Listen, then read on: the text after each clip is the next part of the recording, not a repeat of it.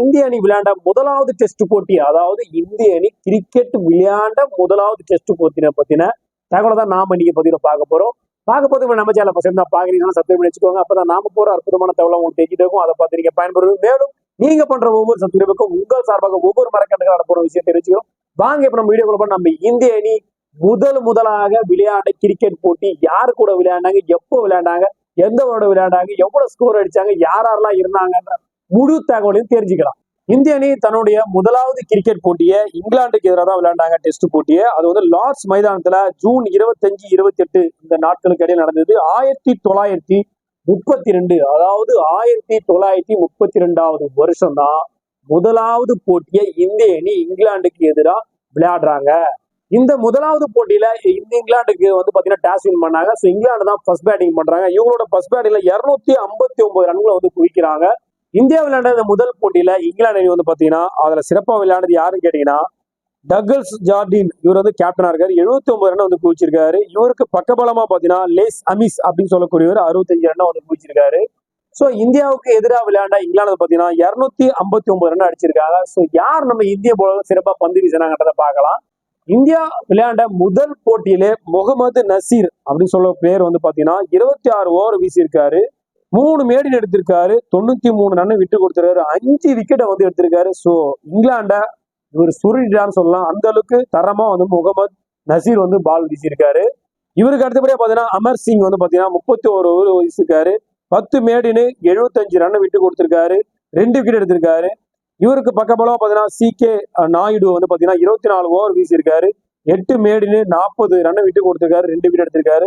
இவங்க தான் பாத்தீங்கன்னா இங்கிலாந்துக்கு எதிராக சிறப்பா வந்து இந்திய அணிக்கு பக்கபலமா பந்து வீசியிருக்காங்க. இங்கிலாந்தை தொடர்ந்து இந்தியா விளையாண்ட ஃபர்ஸ்ட் இன்னிங்ஸ் பாத்தீங்கன்னா ஜார்டன் நாவ்லே 12 ரன் அடிச்சிருக்காரு. இவருக்கு பக்கபலமா நாமுல் ஜமால் அப்படி சொல்ற 33 ரன் குவிச்சிருக்காரு. சைட் வசீர் அலி 31 ரன் அடிச்சிருக்காரு. CK நாயுடு கேப்டன் வந்து 40 ரன் அடிச்சிருக்காரு.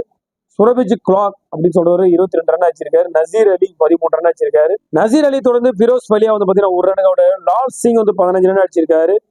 ஜஹீந்தர் கான் வந்து பாத்தீங்கன்னா 1 ரன் அடிச்சிருக்காரு. அமர் சிங் வந்து 5 ரன் அடிச்சிருக்காரு. முகமது நசீர் வந்து பாத்தீங்கன்னா 1 ரன் அடிச்சிருக்காரு. எக்ஸ்ட்ராவா 15 ரன் அடிச்சிருக்கு. மொத்தமாவே முதல் போட்டியில நம்ம இந்திய அணி 189 ரன்னுக்கு ஆல் அவுட் ஆயிருக்காங்க. ஸோ ஃபர்ஸ்ட் இன்னிங்ஸ்ல அவங்கள விட பாத்தீங்கன்னா இவங்க குறைவான ரன்னுக்கு ஆல் அவுட் ஆயிருக்காங்க. ஸோ தொடர்ந்து வந்து பாத்தீங்கன்னா இங்கிலாந்து அணி செகண்ட் இன்னிங்ஸ் பிளே பண்ணிருக்காங்க. செகண்ட் இன்னிங்ஸ்ல வந்து பாத்தீங்கன்னா பெர்சி ஹோம்லஸ் வந்து 11 ரன் அடிச்சிருக்காரு. இவருக்கு பக்கபலமா பாத்தீங்கன்னா டக்குல்ஸ் ஜார்டன் கேப்டன் வந்து 85 ரன் வந்து வாரி குவிச்சிருக்காரு.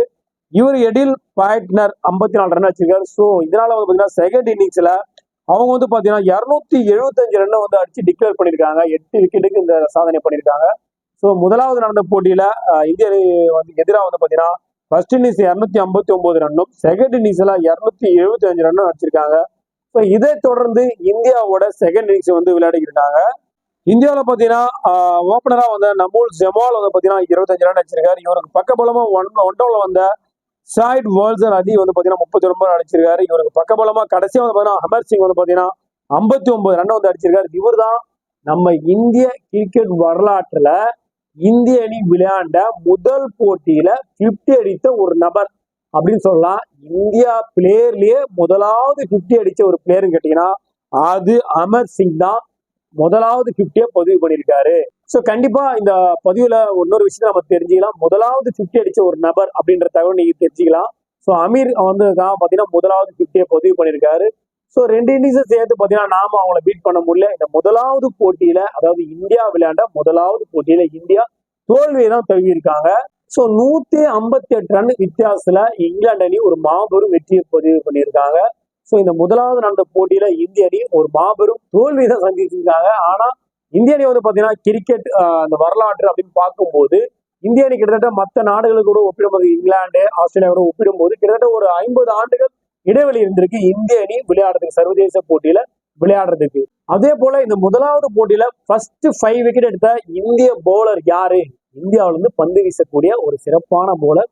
5 விக்கெட்ஸ் தான் நம்மளுக்கு ஒரு பெரிய டார்கெட்டு. ஸோ முதலாவது போட்டியிலே 5 விக்கெட் எடுத்த முகமது நசீர், இவர் தான் வந்து பாத்தீங்கன்னா ஃபர்ஸ்ட் இந்திய அணிக்காக பந்து வீசி 5 விக்கெட் எடுத்த ஒரு வீரர் நம்ம சொல்லலாம். ஸோ 50யோ ஃபர்ஸ்ட் மேட்ச்ல அடிச்சிருக்காங்க.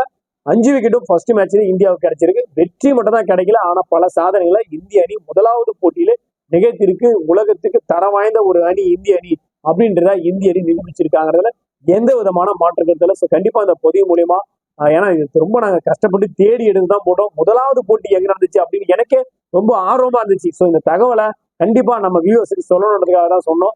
கண்டிப்பா கிரிக்கெட்டை ரசிக்கக்கூடிய, கிரிக்கெட்டை விரும்பி பார்க்கக்கூடிய அனைவருக்கும் இது ஒரு இன்ப அதிர்ச்சியா இருந்திருக்கும், ஒரு இன்ப தகவலாகவும் இருந்திருக்கும். முதலாவது போட்டி நம்ம தோத்திருந்தாலும் கண்டிப்பா இந்த போட்டி எங்க நடந்துச்சு, எப்படி நடந்துச்சு, யார் இதை சிறப்பா விளையாண்டாங்க, யார் சிறப்பா பவுலிங் போட்டாங்கன்ற தகவலை நீங்க தெரிஞ்சுட்டு இருப்பீங்க. நீங்க தெரிஞ்சிட்ட மாதிரியே கிரிக்கெட்டை விரும்பக்கூடிய உங்க ஃப்ரெண்ட்ஸ் அண்ட் ஃபேமிலி தெரிஞ்சுக்கணும் இந்த பதிவை அவங்களுக்கு ஷேர் பண்ணிவிடுங்க. அதே போல ஃபர்ஸ்ட் டைம் தான் நம்ம சேனலை பாக்குறீங்க சொன்னா சப்ஸ்கிரைப் பண்ணிச்சுக்கோங்க. அப்பதான் கிரிக்கெட் சம்பந்தமா போடக்கூடிய அற்புதமான தகவல் உங்களுக்கு தெரிஞ்சுட்டே இருக்கும். அதை பார்த்து நீங்க பயன்பெற முடியும். மீண்டும் ஒரு நல்ல பதிவோடும் கிரிக்கெட் சம்பந்தமான ஒரு உண்மையான நல்ல தகவலோடும் உங்களை சந்திக்கிறேன். நன்றி, வணக்கம்.